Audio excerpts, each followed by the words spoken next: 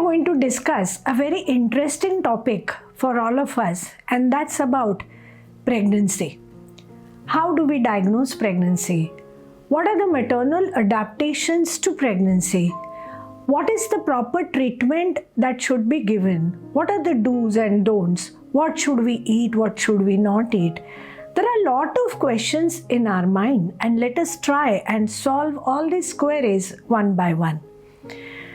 Once a girl misses her periods, the question is how to diagnose whether she is pregnant or it is just all about the irregularity of the cycle.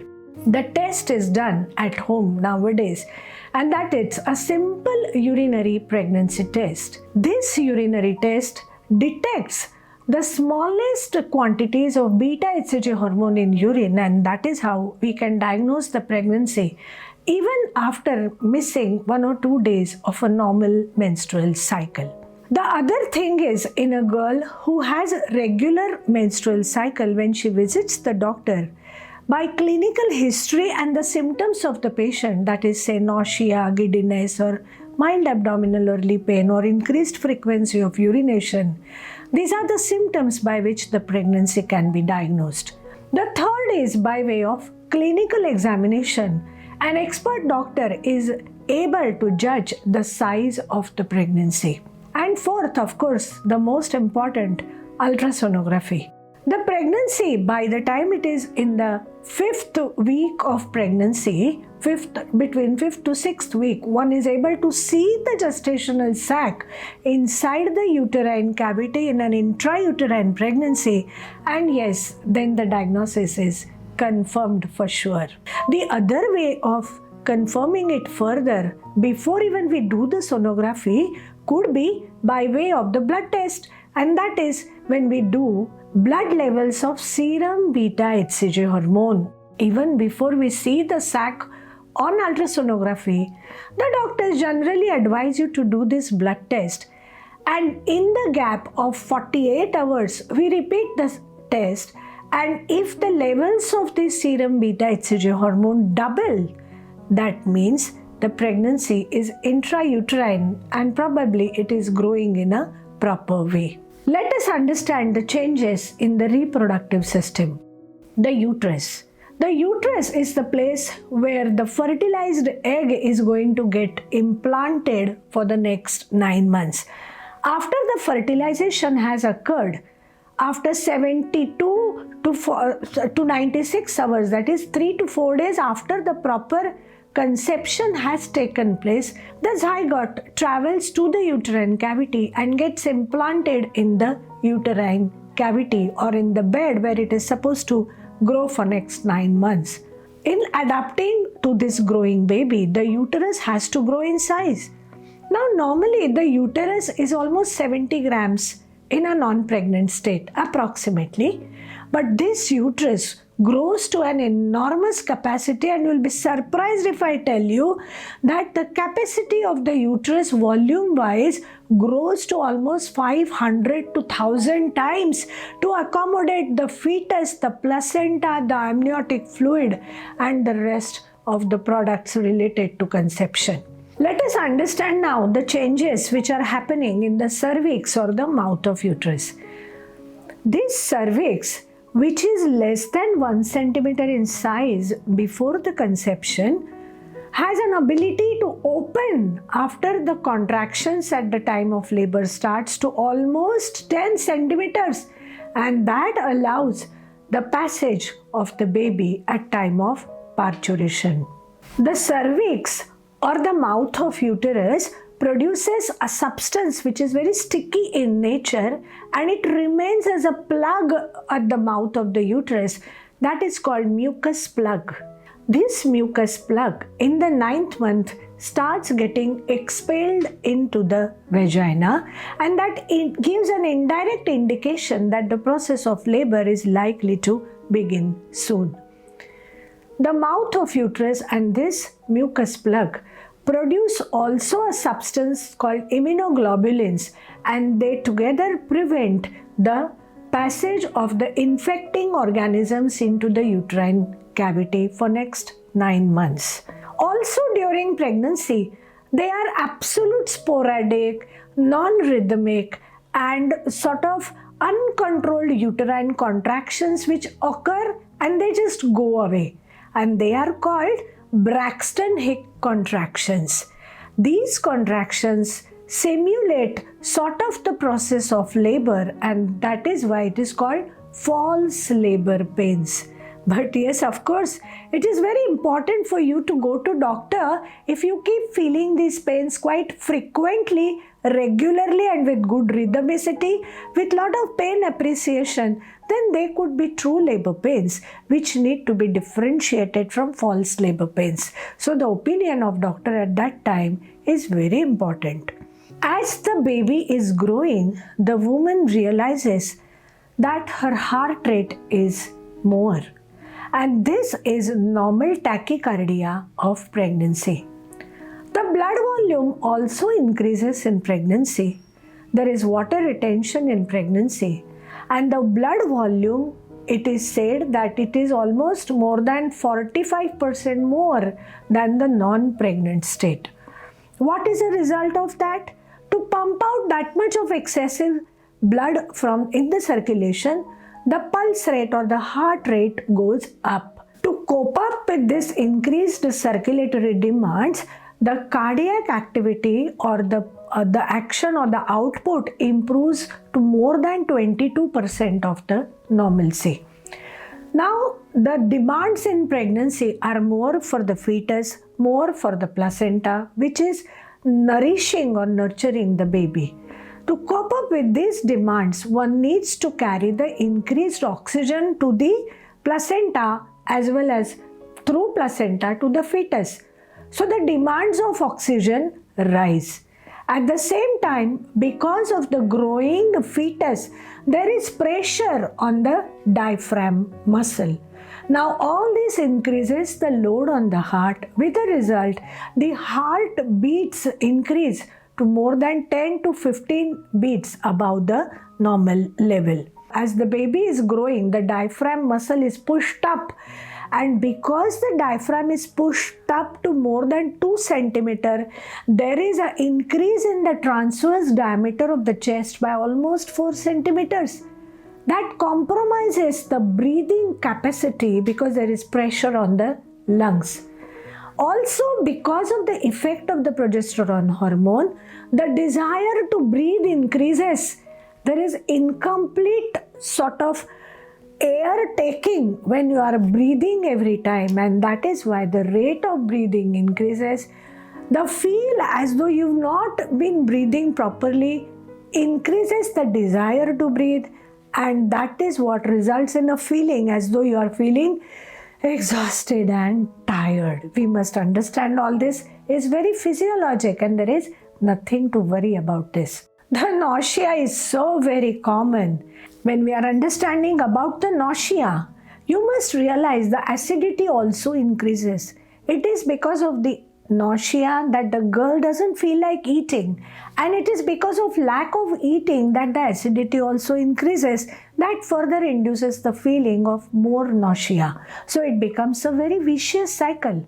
One has to break that cycle. Important thing is also what happens in the oral cavity. There is hyperplasia of the gums, and sometimes if you brush teeth in the morning, you realize there could be bleeding from the gums. There is a lot of misconception in the minds of common people that if you keep taking medicines, they are not good for you. In fact, they help you gain weight and they help improve the weight of the baby in utero, and if the size of the baby is big compared to the normal, you land up with cesarean. Understand very well, these are all misconceptions. The iron supplementation is not given for the baby, but the iron supplements in the pregnancy are given for the sake of mother. That the normal iron reserves in the body of a female are almost say 2 to 2.5 grams. The total reserves I am talking of. But when the mother is nurturing the fetus through the placenta, because of the growing size of the uterus, because of increased circulatory demands in the pregnancy, because of the formation of the placenta and because of the growing baby, everything demands increased loads of iron in your blood. Now, if this iron is taken from the maternal circulation for the sake of baby, then the reserves of the mother get depleted and there is a problem later at time of breastfeeding. So just to replenish the stores and help the mother at time of breastfeeding, the iron stores in the body need to be replenished properly, and that is the reason the iron supplementation is given in pregnancy along with calcium also. What is the right time you should be visiting the doctor? As soon as you miss your periods, and if your periods had been regular in the past, it's the time you should be visiting your doctor. You'll be surprised if I tell you that first 3 months you should be visiting at least every fortnight or maybe every 3 weeks. At 12 weeks, doctors generally advise you to get a NT scan done, and along with the neural tube scan, they advise you to do routine antenatal profile along with double marker test. Along with that, if required, we go for a quadruple marker test, and in some patients, if the need arises, we advise further tests. At around 18 to 20 weeks, doctors advise you to get a targeted scan done. This targeted scan reviews the development of the baby system-wise properly. At around 22 to 24 weeks, we are able to find out about the cardiac chamber details. We are able to find out about the facial details, and we are able to tell the patient if there are any abnormalities which are obviously noted on the scan. In the 7th month, generally, we are able to see or comment on the interval growth, whether the baby is growing properly, the weight of the baby inside, it is average, less than average, what is it? We generally advise a repeat hemogram at around 28 weeks. Along with that, the tetanus toxoid injections, nowadays COVID vaccination, which has become mandatory even in pregnancy, the swine flu vaccine. So whatever these vaccinations are completed by at least the 8th month of pregnancy. In the 9th month, sometimes we advise the patients to get a color Doppler done. The color Doppler sonography helps to a great extent to make us know about the blood flow to the baby, whether it is proper or not. It also gives us a rough idea about the health of the baby inside. Now, the most important thing is the do's and the don'ts. What should I eat and what should I not eat? It is very important that whatever you eat, you should eat it with a very, very, very happy mind and no sort of cribbing for any type of food. What I would advise you is to eat homely food. Eat home cooked food which is so good for you. Avoid anything from outside. And what I keep telling my patients, eat 7 colors every day. Isn't it refreshing for your mind too? Because in that case, you sort of land up supplementing everything what the body needs for supplying the baby also. In yoga, it is said that whatever sattvic food you eat, so that is freshly prepared food, that prepares the mind of the baby. If you are eating very spicy, oily and sort of food which is more in the Rajoguna, that helps in bringing the Kriya Shakti or the activity capacity in the baby. And if you eat stale or tamasic food, that helps in just forming the body of the baby. What I mean by tamasic anna is not only the stale food, but the food which is otherwise devoid of any sort of Rajo or Tamo guna, which is only used for filling the tummy.